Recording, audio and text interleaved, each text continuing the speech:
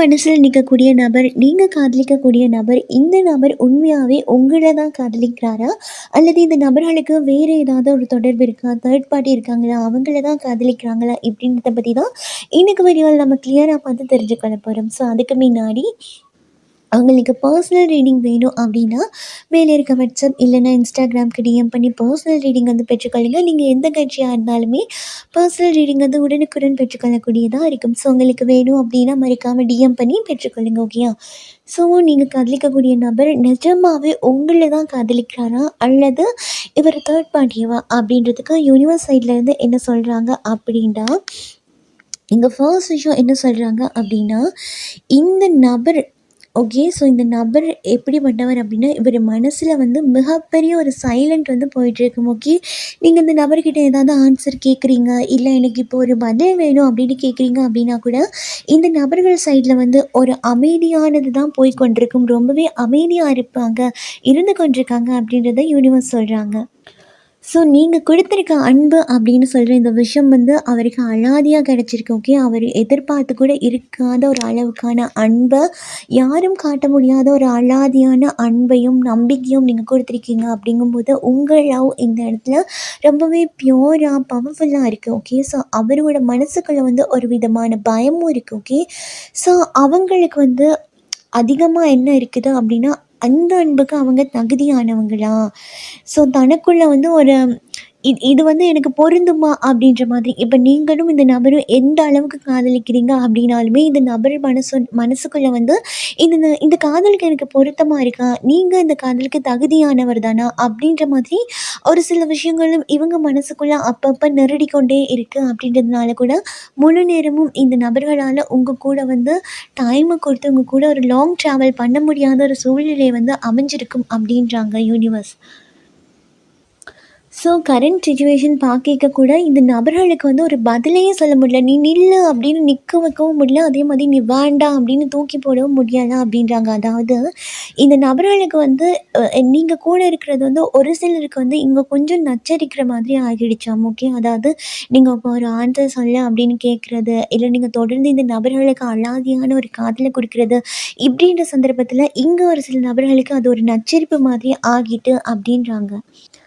So இந்த நபர்களோட லைஃப்பில், அதாவது நீங்கள் யாரை மனசில் நினச்சிக்கொண்டு இந்த ரீடிங் பார்க்குறீங்களோ அந்த நபர்களோட இதயத்தில் வந்து கண்டிப்பாக தேர்ட் பார்ட்டி இருக்காங்க. ஸோ அப்படி பார்க்க தேர்ட் பார்ட்டி சுச்சுவேஷன் வந்து கன்ஃபார்ம் ஆகுது. ஓகேயா? ஸோ இந்த நபர்கள்கிட்ட ஏன் இந்த நபர்கள் உங்களோட நபர்கள் நெருங்குறாங்க அப்படின்னா, இந்த நபர்கள்கிட்ட ஒரு கம்ஃபர்ட் ஜோன் கிடைக்குது, அதே மாதிரி ஸ்பேஸ் கிடைக்குது, ஈகோ எதுவும் இல்லாமல் இருக்குது. ஓகேயா? அதாவது நீங்கள் சில சமயத்தில் அதாவது புஷ் பண்ணும்போது இந்த நபர்களுக்கு வந்து அந்த சுச்சுவேஷன் வந்து பேலன்ஸ் பண்ணிக்கொள்ள முடியலை.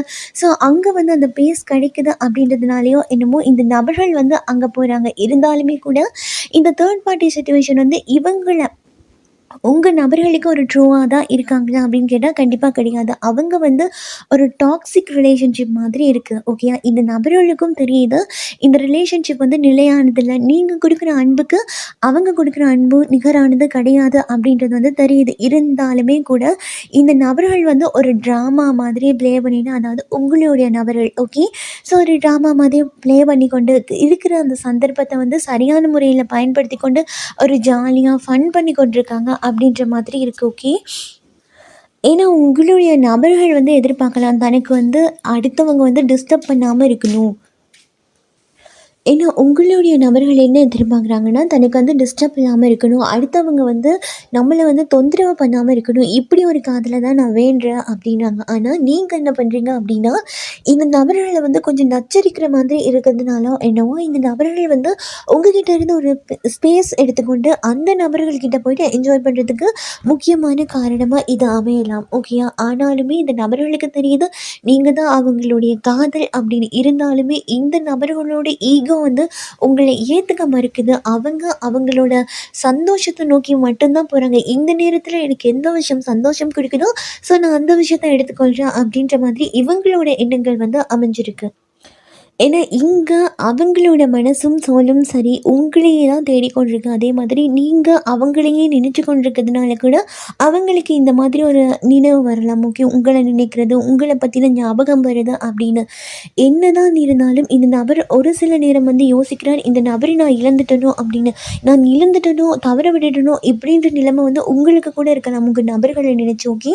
ஸோ அவங்கள பார்க்கைக்க அவங்களோட வாழ்க்கைக்குள்ள நீங்க போய் நிற்கிறதுக்கான வாய்ப்பு அதிகமா இருக்கு அப்படின்னாலும், இப்போ இந்த நபர்கள் வந்து ஒரு கார்மிக் சைக்கிள்ல வந்து மாட்டிக்கொண்டிருக்காங்க. அதாவது தேர்ட் பார்ட்டிட்டருந்து ஒரு லெசன கத்துக்கொள்ளணும் அப்படின்றதுக்காக கூட இவங்களுக்குள்ள வந்து இந்த தேர்ட் பார்ட்டி சிச்சுவேஷன் வந்து யூனிவர்ஸ் வந்து ஏற்படுத்தியிருக்கலாம். ஓகே. ஸோ இவங்களுடைய மனசு வந்து கண்டிப்பா ஒரு சில சிச்சுவேஷன்ல உண்மை தன்மைய வந்து புரிஞ்சுக்கொள்ளும். அதாவது இவங்களோட தேர்ட் பார்ட்டி வந்து கண்டிப்பா ஒரு கார்மிக் பர்சன் அப்படின்ற ஒரு விஷயத்த வந்து கண்டிப்பா இவங்க புரிஞ்சு கொள்றதுக்கான வாய்ப்பு அமையும். ஏன் அப்படின்னா, இது வந்து மேபி இந்த நபர் இவங்கள லவ் பண்ணலாம், கல்யாணம் பண்ணிக்கொள்ளலாம். எந்த சிச்சுவேஷனுக்கு போனாலுமே கூட இந்த 3வது நபர் கூட இருக்க இந்த கனெக்ஷன் வந்து பிரேக் ஆக தான் போகுது. அதிலிருந்து இந்த நபர்கள் ஒரு லெசன கத்துக்கொண்டு அதிலிருந்து வெளிய வருவாங்க அப்படின்ற மாரி தான் யூனிவர்ஸ் இந்த இடத்துல வந்து சொல்றாங்க. ஓகே. ஏன்னா இந்த தேர்ட் பார்ட்டி அப்படின்னு சொல்கிற நபர்கள் கூட நெடுங்காலம் இவங்க கூட தொடர்ந்து வருவாங்களா அப்படின்னு கேட்டால் கண்டிப்பாக கிடையாது. அவங்களோட தேவைகளை வந்து பூர்த்தி செஞ்சு கொண்டு இந்த நபரை விட்டு விலகி போயிடுவாங்க அப்படின்ற மாதிரி தான் இருக்குது. ஸோ அதே மாதிரி நீங்கள் அப்படின்னு பார்க்கும்போது உங்களுக்கும் உங்கள் நபர்களுக்கும் கண்டிப்பாக தொடர்பு இல்லாமல் இருக்கிறதுக்கான வாய்ப்பு அதிகமாக இருக்குது. கம்யூனிகேஷன் வந்து சுத்தமாக இல்லவே இல்லை அப்படின்ற மாதிரி இருக்குது. ஏன் அப்படின்னா நீங்கள் ஏதாவது சொல்ல ட்ரை பண்ணுறீங்க அப்படின்னா கூட இந்த நபர்கள் அமைதியாக இருப்பாங்க. இங்கே ஒரு சில நபர்கள் வந்து ஒரு ஹீலிங் பண்ணுறதோ, எனர்ஜி கிளென்சிங் பண்ணுறதோ, இல்லை லா ஆஃப் அட்ராக்ஷன் ஃபாலோ பண்ணுறதோ அப்படின்ற மாதிரி ஒரு சில விஷயங்கள் ஃபாலோ பண்ணுற நபர்களுக்கு மட்டும் அவங்களோட பார்ட்னரோட மனசு வந்து ஒரு விதமான ஷேப்புக்கு வந்து வந்து கொண்டிருக்கு அப்படின்னும், ஒரு சிலமான மாற்றங்களை வந்து ஏற்படுத்தி கொண்டிருக்கு அப்படின்ற மாதிரி எனக்கு இங்கே கார்ட்ஸ் வழியா தெரியுது. அதாவது நீங்க ஹீலிங் பண்றீங்களோ, லா ஆஃப் அட்ராக்ஷன் ஃபாலோ பண்ணிட்டுருக்கீங்களோ, இந்த விஷயம் வந்து ஒரு சரியான பாதைக்கு உங்க காதல வந்து வழிநடத்தி கொண்டு போகுது அப்படின்ற மாரி தான் எனக்கு இங்க தெரியுது. ஏன் அப்படின்னா, நீங்க இந்த விஷயம் பண்ண தான் அவங்களுடைய மனசும் சரி, வாழ்க்கையும் சரி ஒரு தெளிவான கண்ணாடி மாதிரி ஒரு தெளிவு வருது. ஓகே. ஸோ அப்போ நீங்க இந்த மாதிரி விஷயம் பண்ணும்போது, இந்த நபர்களுக்கும் தெரியுது தன்னை வந்து யாரு வந்து நெகட்டிவ் எனர்ஜிக்குள்ள தள்ளுறா, வேணும்னு யார் நம்ம கூட இருக்கா அப்படின்னு ஒரு சில விஷயத்த இந்த நபர்கள் புரிஞ்சு கொள்ளக்கூடியதா இருக்கும் அப்படின்றாங்க. ஸோ அப்படி பார்க்கும்போது இந்த நபர்கள் வந்து உங்கள காதலிக்கிறாங்களா அப்படின்னா, ஆமா காதலிக்கிறாங்க. இந்த காதல் எப்படிப்பட்ட காதல் அப்படின்னா, அழுது அழுது அடக்கி வைக்கப்பட்ட காதல் அப்படி சொல்லலாம். அதாவது இந்த காதல் இருக்கு, பட் வந்து வெளிக்காட்ட முடியல அப்படின்ற மாதிரி. ஏன்னா, இந்த நபர்களோட லைஃப்ல வந்து ஒரு சில விஷயத்த வந்து யோசிக்காம இந்த நபர்கள் எடுத்திருக்கலாம். இல்ல, உங்க கூட இருக்கும்போது அந்த தேர்ட் பார்ட்டி விஷயம் வந்து மினுங்குற தன்மையுடையதா இருந்திருக்கலாம். ஒரு ஷைனா இருந்திருக்கலாம். இவங்களுக்கு எல்லா விஷயத்துலயும் ஒரு சந்தோஷம் தரக்கூடியதா இருந்திருக்கும் அப்படின்னு சொல்லி கூட இந்த நபர்கள் அந்த விஷயத்த வந்து தேர்ந்தெடுத்திருக்கலாம். ஆனா, இப்போ தான் தேர்ந்தெடுத்த விஷயம் வந்து தவறானது அப்படின்றத உணர்றாங்க. இருந்தாலுமே உடனே அந்த இடத்துல விட்டுட்டு வர முடியல. ஏன் அப்படின்னா, இந்த நபர்கள் வந்து ஒரு சில ட்ராப்புக்குள்ளே சிக்கியிருக்கிறதுக்கான வாய்ப்பு ரொம்ப அதிகமாக இருக்கு. ஓகே. ஸோ இந்த ட்ராப்புக்குள்ளேருந்து வெளிய வரணும் அப்படின்னா கூட அது ஈஸி கிடையாது அப்படின்னும், இந்த நபர்கள் வந்து உங்களுக்கு ஒரு சிலமான கஷ்டங்கள தந்துட்டு போயிருக்காங்க. மூவ் ஆன் பண்ணி இன்னொருத்தர் கூட போயிட்டுருக்காங்க அப்படின்னா கூட, யூனிவர்ஸ் என்ன சொல்றாங்க அப்படின்னா, அவங்களோட அதாவது கார்மிக் பார்ட்னரோட தான் அவங்க வந்து ட்ராவல் பண்ணி கொண்டிருக்காங்க அப்படின்னும், கண்டிப்பா இவங்க வந்து உங்களுக்கு ஏதாவது ஒரு விதமான கஷ்டத்த குடுத்துட்டு போயிருக்காங்க அப்படின்னா கூட, அதுக்கான பாடத்த வந்து இந்த நபர்கள் வந்து கத்துக்கொண்டு, அதுக்கப்புறம் அதுலேருந்து ஒரு லெசன கத்துக்கொண்டு வெளிய வரக்கூடிய மாதிரி இருக்கும். ஏன் அப்படின்னா, இப்போ தேர்ட் பார்ட்டி சிச்சுவேஷன் கூட பார்த்தா முழுசா அங்கேருந்து நீங்கி வந்துருவாங்க அப்படின்னா, ஓம்ன்னு சொல்ல முடியாது. ஏன்னா, அந்த அளவுக்கு ஒரு மெல்ட்டிங் ஒரு இதில இருக்கு. ஓகே. ஸோ இந்த நபர்கள் தேர்ட் பார்ட்டி கிட்ட வந்து உருகி போயிட்டுருக்காங்க அப்படி சொல்லலாம். அதாவது இந்த தேர்ட் பார்ட்டிய விட்டு வெளியவே வர முடியாது. இந்த நபர்களோடு தான் ட்ராவல் பண்ணி ஆகணும் அப்படின்ற ஒரு சிச்சுவேஷன் வந்து இருக்கலாம். ஸோ இந்த நபர்கள் வந்து ஏற்கனவே இப்படி ஒரு கார்மிக் ரிலேஷன்ஷிப்குள்ள சிக்கியிருக்கிறதுனால கூட இது இவங்களுக்கு தனிப்பட்ட ஹீலிங்கை கொடுக்கும் அப்படின்றதுனால இந்த நபர்களே தான் இதிலிருந்து வெளியே வர ட்ரை பண்ணணும் அப்படின்றும், இந்த நபர்கள் தனிப்பட்ட ரீதியாக ஒரு சில பாடத்தை கற்றுக்கொள்வாங்க அப்படின்ற மாதிரி இருக்குது. ஏன்னா தேர்ட் பார்ட்டி எனர்ஜி வந்து ரொம்பவே ஸ்ட்ராங்காக்கி இந்த நபர்களை வசியம் பண்ணுற மாதிரி ஒரு மெல்ட் பண்ணுற மாதிரி இருக்குது. அப்போ காதல்னு சொல்கிறது கூட அது காதல் கிடையாது. அது வந்து ஒரு டாக்ஸிக் ரிலேஷன்ஷிப்பாக தான் இருக்குது. ஒரு டாக்ஸிக்கான ஒரு விஷயத்தை தான் அவங்க காதல் அப்படின்னு நம்பி உங்களுடைய நபர்கள் வந்து காதலிச்சு கொண்டிருக்கலாம். ஓகே. ஸோ இந்த நபர்கள் வந்து இந்த விஷயத்த புரிஞ்சுக்கொண்டு வெளிய வர்றதுக்கான வாய்ப்பும் இருக்கு. ஸோ அதே சமயம் வந்து இந்த நபர்கள் வந்து உடனே வந்துருவாங்களா அப்படின்னு கேட்டா இல்ல. இவங்க வந்து அவங்களோட அந்த லைஃப்ல வந்து கண்டிப்பா ஒரு பாடத்த கத்துக்கொண்டு அதுக்கு பிறகு தான் வெளிய வருவாங்க அப்படின்ற ஒரு விஷயம் வந்து நமக்கு இங்க ஸ்ட்ராங்கா தெரியுது. மேபி இந்த தேர்ட் பார்ட்டி ஓட எனர்ஜி வந்து இவங்கள மெல்ட் பண்ணுற மாதிரி இருக்கக்கூடியதுனால, மேபி இந்த தேர்ட் பார்ட்டி கூட ஒரு பிளாக் மேஜிக்கோ ஏதாவது ஒரு விஷயத்த வந்து பயன்படுத்தியிருக்கலாம். ஸோ அதனால கூட